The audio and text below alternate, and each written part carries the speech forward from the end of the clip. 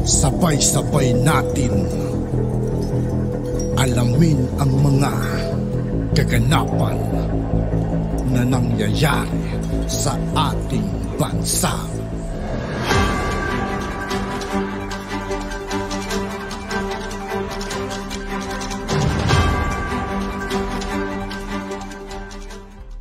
Yo, what's up mga kaibigan? This is I2K po again.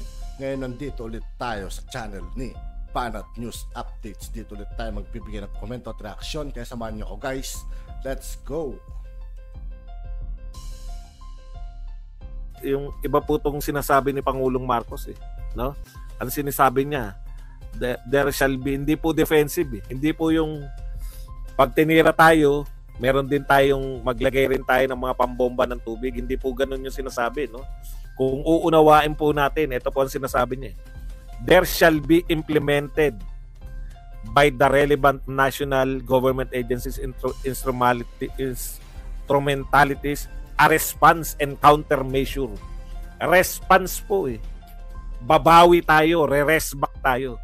Alam niyo po, sa kung mga usapin po yan ng esports, ang sarap pong pakinggan, no? Talo tayo sa China. Bawi tayo, no? Kaso hindi po sports to. Yung tayo na, yung ibig sabihin na tayo na po yung babawi tayo, hindi na po to defensive Yung humihingi po tayo ng response sa Pangulo, dalawa yung sinasabi natin gusto natin marinig, no? Makikipagbombetan tayo ng tubig pag binobombe tayo or dadaanin natin sa mabuting usapan. Mukhang wala pong pronouncement na dadaanin sa mabuting usapan, no? Wala riyan. At hindi rin po yung makikipagbombetan tayo kung bobombetin tayo. Response, ibig sabihin babawian natin.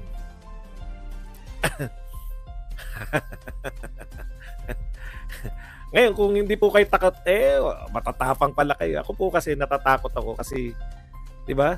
Gusto mo yung masaya sa Pilipinas Okay lang sana kung ito pong mga tao na to ay makakatiyak tayo na walang iwanan sa Pilipinas. Kasi tayo, gustuin man nating umalis sa Pilipinas. Wala naman tayong pupuntahan na ibang lugar Anyways, deliberate and reasonable in the face of the open. So, hindi naman tayo, siguro ang sinasabi ni Pangulong Marcos, hopefully, ang sinasabi niya rito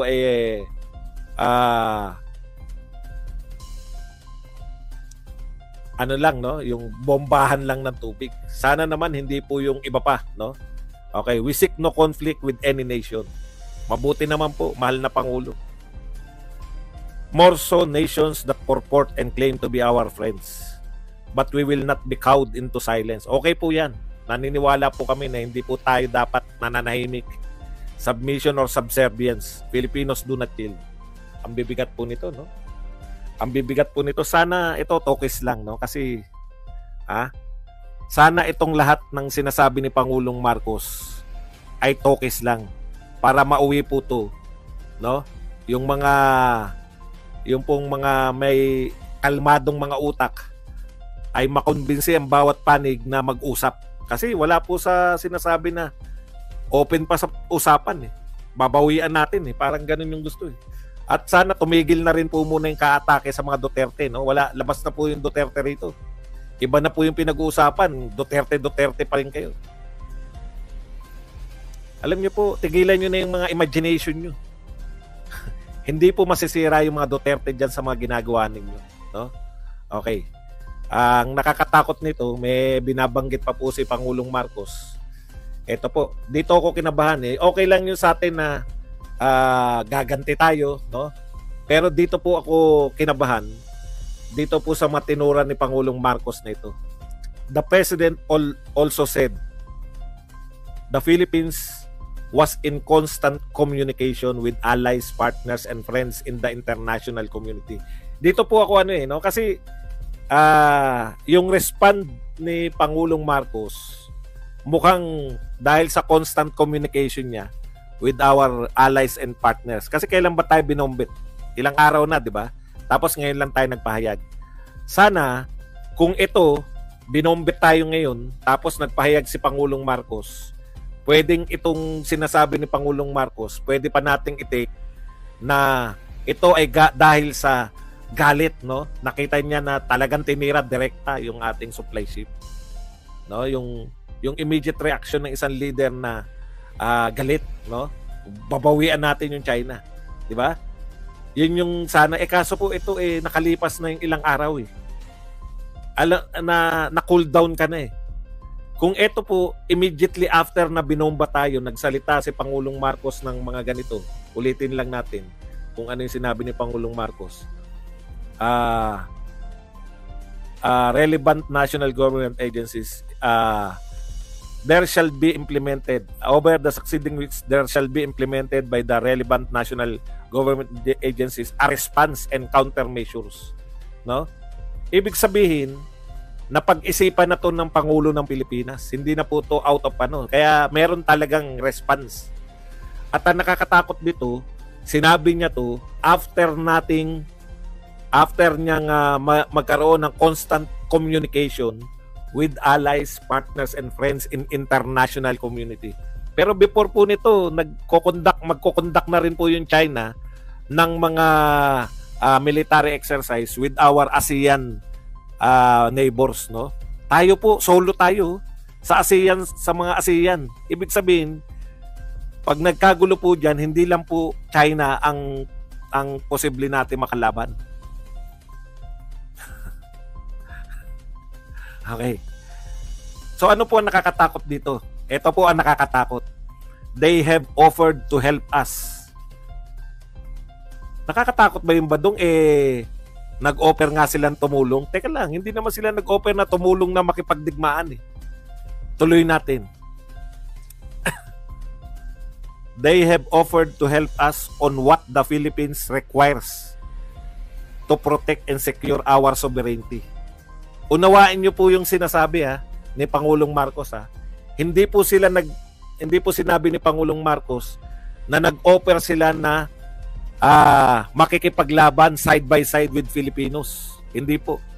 Ano po ang sinabi niya? They have offered to help us on what the Philippines requires to protect and secure our sovereignty. Ano ang kinakailangan ng Pilipinas para maipagtanggol ang ating kalayaan, ang ating soberenya.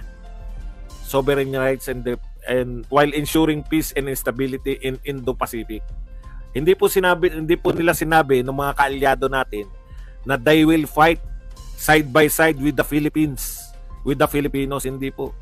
Ang sinabi po niya, they have offered to help us on what the Philippines requires to protect and secure our sovereignty.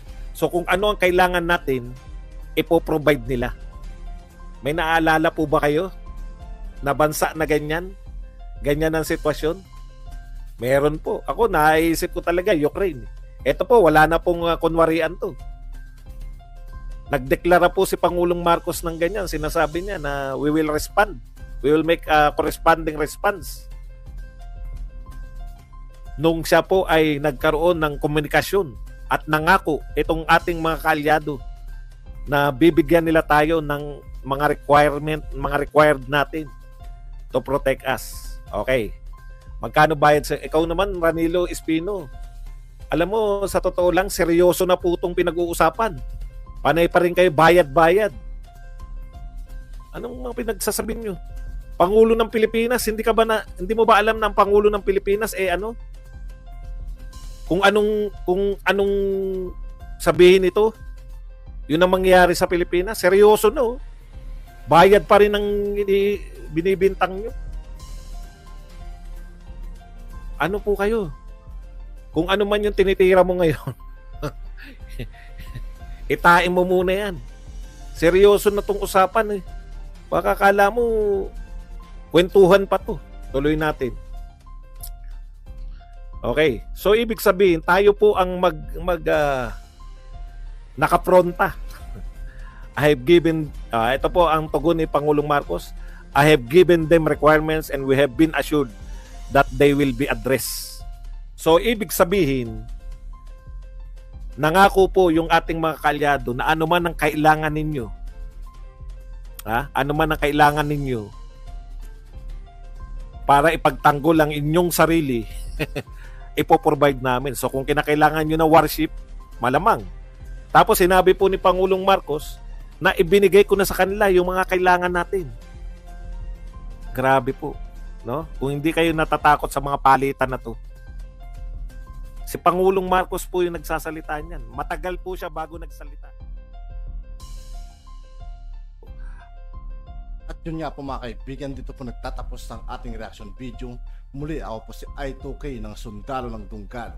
Maraming salamat sa patuloy na pagsuporta. Yeah, peace out.